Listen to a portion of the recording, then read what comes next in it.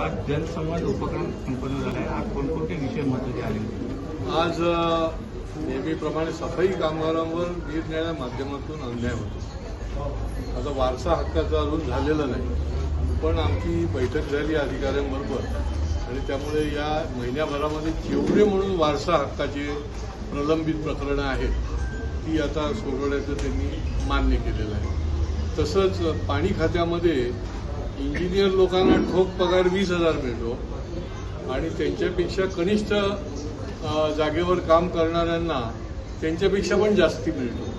तर ही जी काही तफावत आहे ही कॉन्ट्रॅक्टर लोक गडबड करतात. ज्यांना ते कॉन्ट्रॅक्ट दिलेलं असतं त्यांनी त्या ग्रेडप्रमाणे पगार दिले पाहिजेत. तर ते पण आता आम्ही त्यांच्याशी संपर्क करून दुरुस्त केलेला आहे. त्या इंजिनियरना त्यांच्या पदाप्रमाणे पगार मिळाला पाहिजे.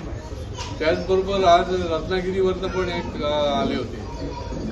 त्या ठिकाणी मालगुणच्या जवळ त्यांची 200 आंब्याची शेती आहे. 200 आंब्याची कलमं आहेत.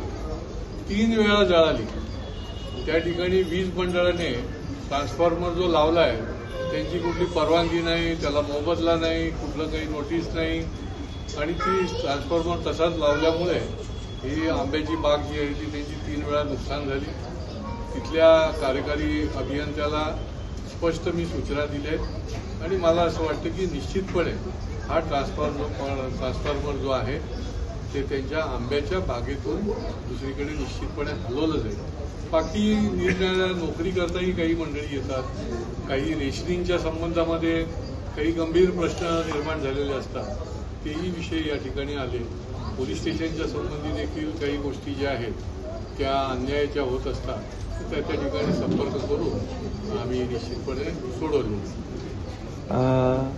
साहेब, बिहारमध्ये